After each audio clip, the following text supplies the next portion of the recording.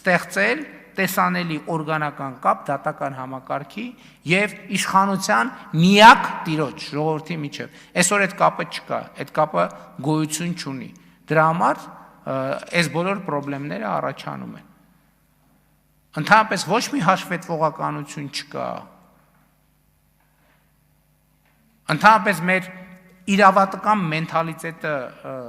շատ խնդրահարույց է, որտեվ կարող է ասվել, որ սենց է ու տենց է, ինչի է տենց, տենց է։ Նկատի ունեմ, ես չեմ ժխտում խնդիրները,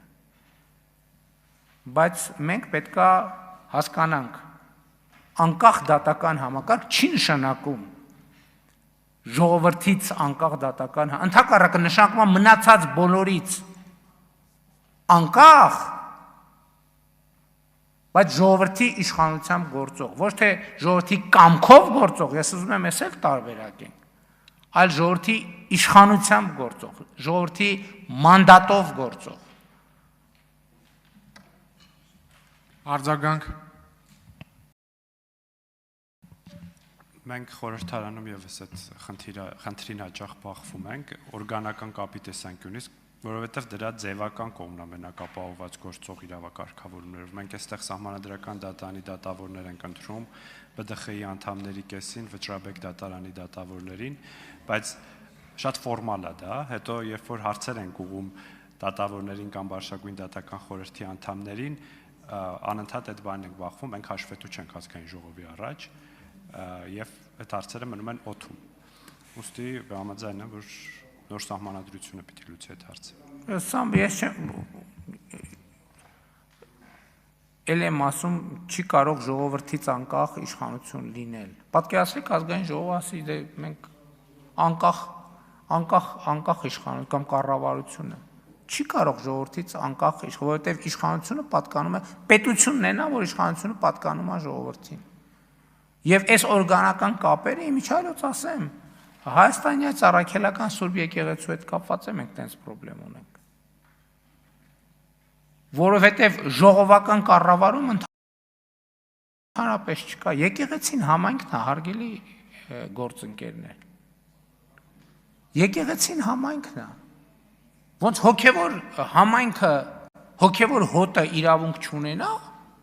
որոշումների վրա ազդել, ով է իր թեմի առաջնորդը, ով է իր քահանան, եւ այլն եւ այսպես շարունակ։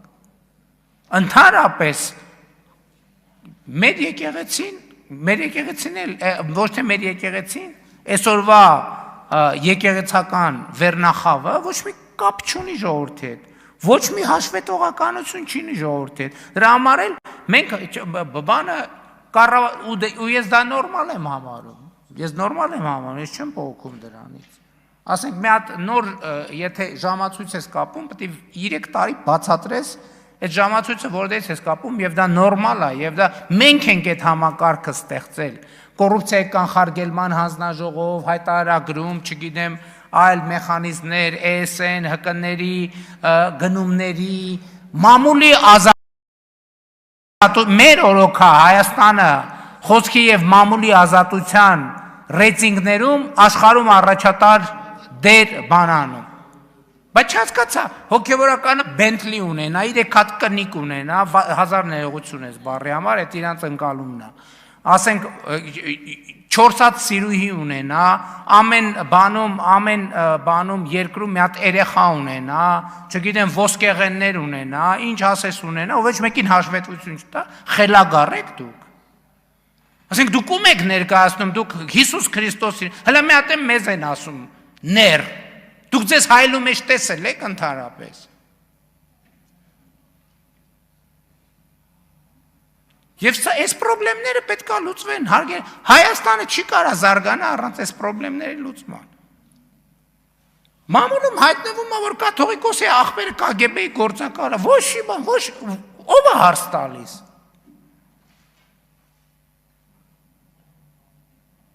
KGB-ի գործակալը ու հիմա բան նոր Նախճեվանի թեմի առաջնորդ է։ Ոչ մի բան, հա, ոչ հենց տենց էլ պետք է լինի։ Այս կներեք խելագարություն ասենց ման ոնց կարա լինի։ Մի հատ էլ ասում են ոնց բանի կաթողիկոսի անձնական կյանքին խառնվում եք։ Ոնց կաթողիկոսը անձնական կյանք ունի, այսինքն վարչապետը անձնական կյանք չունի, չի կարա ունենա, բայց կաթողիկոսը անձնական կյանք ունենա։ Էսա կսկսեն բանի եպիսկոպոսների սեռական կողմնորոշման իրավունքը պաշտպանել միջազգային բաներով, կոնվենցիաներով։ Բա հարցազրույց եղավ եկեղեցու սպասավոր, ով ներսից գիտի, ասում է բանը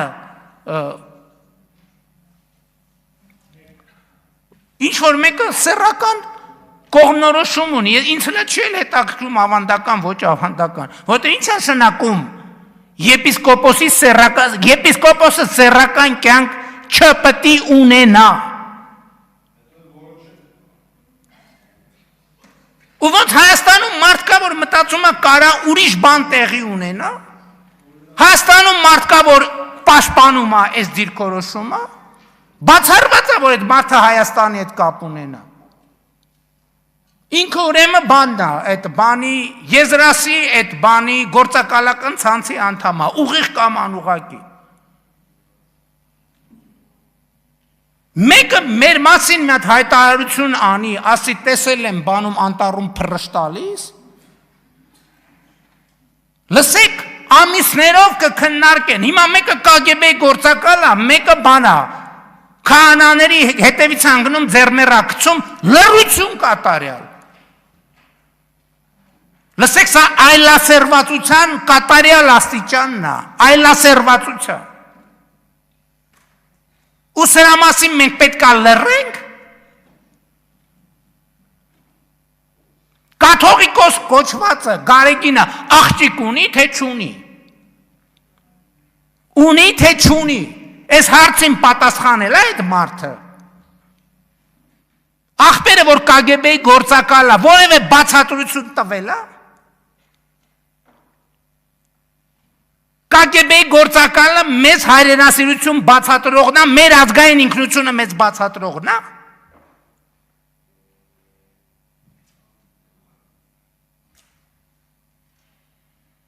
Ու մարդիկ ստենց սովորական բան են անում, հա, տենց ապրում են իրանց համար, հա։ Մայրաթոր Սուրբ Էջմիածնում մեկը բոսյակա, մեկը բան, մոլագար սեռական, ու մենք մեր կյանքով ապրում ենք, ինչ է եղել, հա, իրանց անձնական կյանքն է։ Ու մենք եկեղեցու դեմ պայքար ենք տանում, մենք կոնֆլիկտ ունենք եկեղեցու դեմ, եկեղեցին բոսյակն է եկեղեցին, բոսյակը եկեղեցին է,